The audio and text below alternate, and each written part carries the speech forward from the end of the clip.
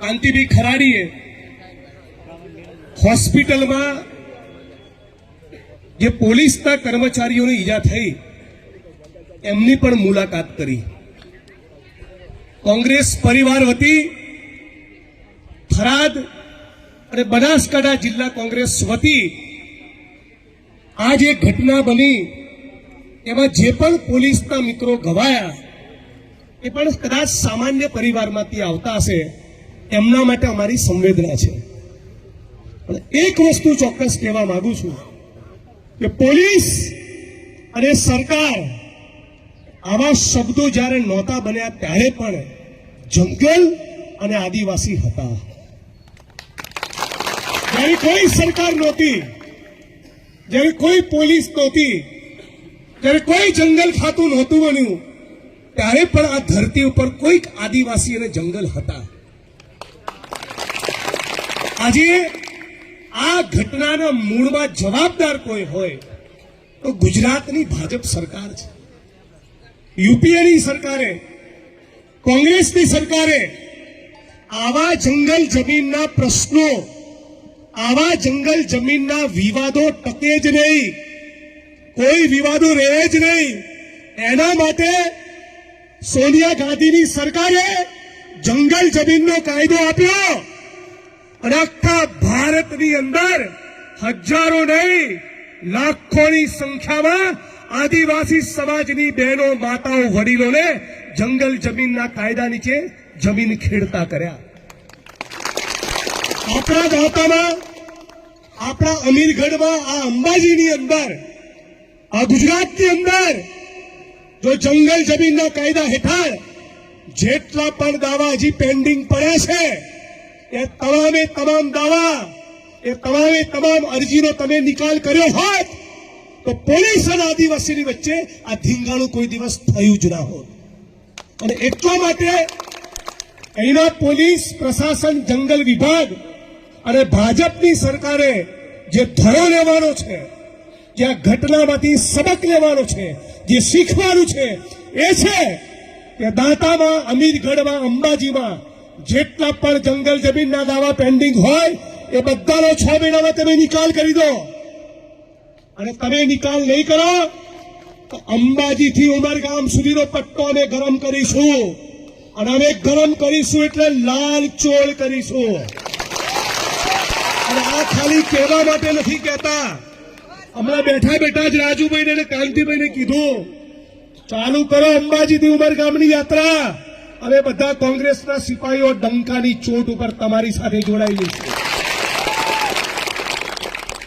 અને એટલા માટે કહીએ છીએ કેમ તમારા સમર્થનમાં જ્ઞાનીબેન ગુલાબસિંહભાઈને હું આવ્યા છીએ। તમે જાણો છો જ્ઞાનીબેન એ જે પાર્લામેન્ટના મકાનમાં બેસે છે, હું જે વિધાનસભાના મકાનમાં બેસું છું, માનનીય મિહિરભાઈ પટેલ કલેક્ટર બનાસકાંઠા જે કલેક્ટર કચેરીના મકાનમાં બેસે છે અને દાંતા પ્રાંત અધિકારીની તમારી કચેરી, આ તમામે તમામ મકાન એ ગુજરાત અને ભારતના આદિવાસી કડિયા મજૂરોના લોહીને પરસેવાથી ઉભા થયા।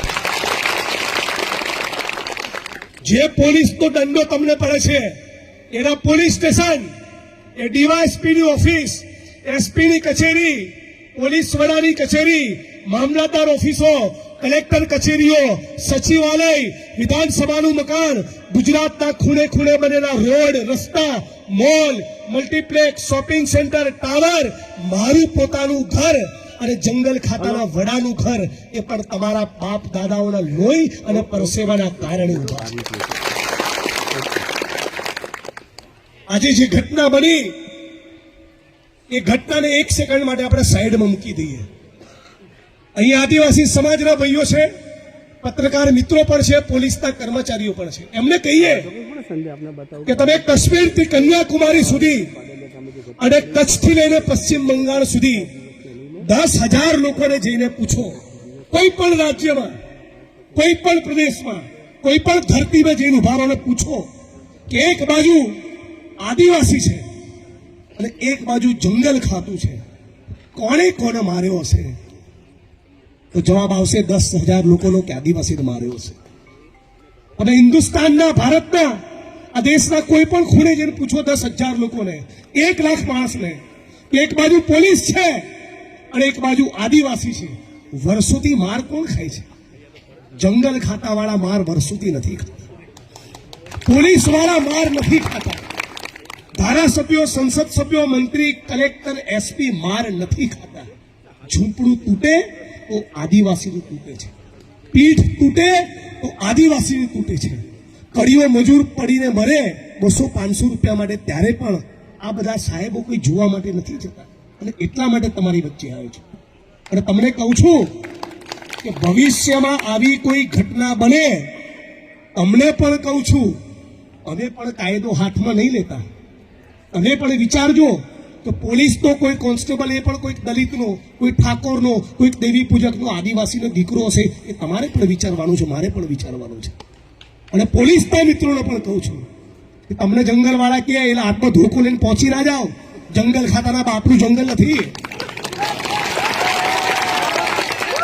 અહીંયા જંગલ ખાતાવાળાને એવી ટેવ પડેલી મારા મત વિસ્તારમાં, ભાઈ રાજુભાઈ, સેજ આદિવાસી 2 ડગલા જંગલમાં ગયો હોય, સમજણ ના હોય ગરીબ આદિવાસી સમાજની કોઈ બેનને કે ભાઈ મારી સીમા, મારી હદ ક્યાં પૂરી થઈ, અને સેજ એક ઈંટ મૂકી હોય તો શું કહેતા?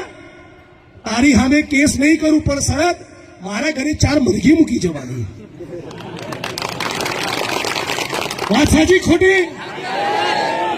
જંગલ ખાતા વાળા લોકોએ જે બીજા વિસ્તારમાં છેકડે મળ્યા, એને જંગલ ખાતાની અંદર બતાવીને 2 વખત પૈસા ઉપાડ્યા છે. વાત સાચી ખોટી? મનરેગાની અંદર બી કરોડોના કૌભાંડ કર્યા છે કે નહીં કર્યા? છાસવારે તમે તમારી જંગલ જમીન ખેડવા ગયા હોય છતાં તમારી સામે ચોરબી કરે છે કે નથી કરતા? દાદાગીરીથી વાત કરે છે કે નથી કરતા? તો જેના પણ મનમાં ફાંકો હોય એને કહી દઈએ, આ તારા ડ્રોન ઉડાડો છે ને, ફેંકી દેજો.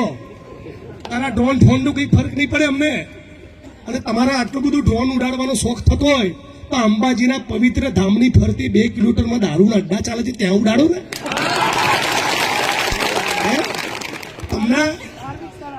તમને મારી મહેસાણીમાં કહું તો તીઓનો આટલો ડ્રોન ઉડાડવાનો હવાદ હોય તમને, તો જ્યાં દારૂના અને જુગારના અડ્ડા ચાલે છે ત્યાં ઉડાડો ને.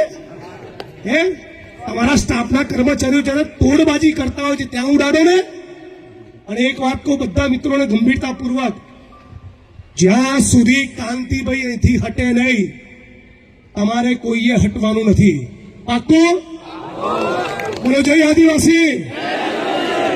જ્યાં સુધી આ લડતમાં ન્યાય મળે નહીં ત્યાં સુધી હટવાનું નથી. અને આ લડતમાં ન્યાય એટલે ખાલી સક્રીબેન માટે નહીં, એક જંગલ જમીનના દાવાનો નિકાલ થવો જોઈએ. એક. બીજું, બનાસકાંઠાના કલેક્ટર, બનાસકાંઠાના જિલ્લા પોલીસ વાળા અને જંગલ ખાતાના વડાના પણ કહીશું, અમારા આદિવાસી સમાજના કોઈ માણસનો વાંક હશે, કાનની બૂટ પકડીશું. પણ તમારા સ્ટાફના માણસોને પણ કહી દેજો, બદતમીજીથી વાત કરવાનું અમે ચલાવી લેવાના નથી. ગરીબ છીએ, દલિત છીએ, ઓબીસી છીએ, મુસ્લિમ છીએ, આદિવાસી છીએ, ટણી અને તું તારીથી વાત નહીં કરવાની. તમે 17.5 વાર અમારા જનતાના નોકર છો, નોકર. આ એસડીએમ પ્રાંત બી નોકર, અને ગાંધીનગરમાં જે સાહેબો થઈને ફરે છે ને બધા આપણા નોકર છે.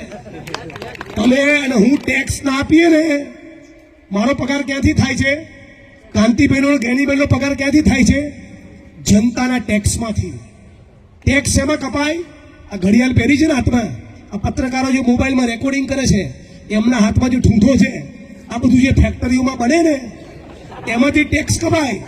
અને બનાવે છે કોણ? બનાવે છે કોણ? આપણે મજૂરો. બનાસકાંઠાની કલેક્ટર કચેરીનું, મુખ્યમંત્રીનું કાર્યાલય એ મારા દાહોદના, ગોધરાના, પંચમહાલનો, બાંસવાડાનો, ડુંગરપુરનો કોઈ આદિવાસી ચડ્યો ના હોય તે બિલ્ડિંગ બને? પ્રજાપતિ સમાજને ઈંટોના ભઠ્ઠામાં 45 ડિગ્રીની આગમાં તમે હોમાતા ના હો તો ઈંટોનો રંગ લાલ થાય? સૌરાષ્ટ્રની અંદર ખેતી થાય, જો તમે તમારો પરસેવો આપવા ના જાઓ તો? શેરડી કપાય દક્ષિણ ગુજરાતની અંદર, ચણતર પ્લાસ્ટરનું કામ થાય, અમદાવાદના, સુરત અને રાજકોટના, વડોદરાની ફેક્ટરીઓ ધમધમે. એ દલિત, આદિવાસી, ઓબીસી નો પરસેવો છે તો આ દેશ અને દુનિયા ચાલે છે. આ દેશ કોનો છે? આપણો.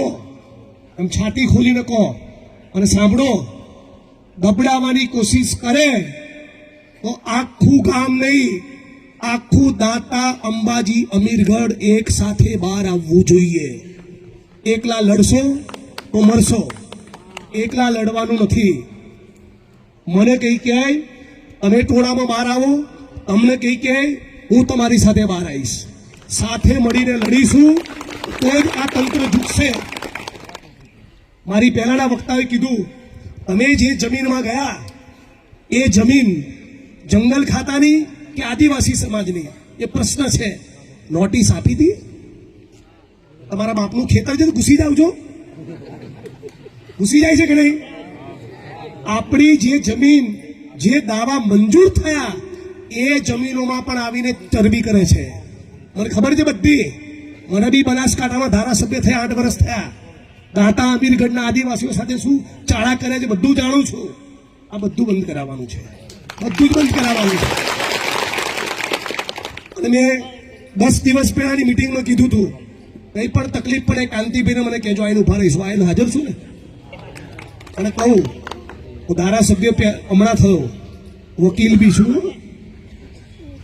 એટલે કોઈ બી તમે ચિંતા ના કરતા, ખોટું કરતા નહીં. તમને બી કહું છું, અમે પણ ખોટું કરતા નહીં અને ખોટું ચલાવતા નહીં. 10માંથી 9 ખોટું આપણે નથી જ કરતા, છતાં આપણને ફોલ્ટમાં લઈને ઘાટમાં લેવાની કોઈ કોશિશ ના કરે એટલા માટે કહું છું. બાકી ડરવાનું તો કોઈના બાપથી નહીં. હું તો અહીંથી અમારા તો જેલનો વારો આવો હતા, જેલ વળી હું તો આસામમાં જઈને આવ્યો 2,000 કિલોમીટર. બહાર આવીને ચેક કર્યું તો 900 ગ્રામ મારું વજન વધેલું. ફર્સ્ટ ક્લાસ અંદર ઝીંગા બિંગા, મચ્છી, ચિકન બિકન બધું ફર્સ્ટ ક્લાસ ખાતું. પોલીસના ભાઈઓને કહેતો, મારતો સવારે નાસ્તામાં ઇડલી જોઈએ તો 40 કિલોમીટર જાય.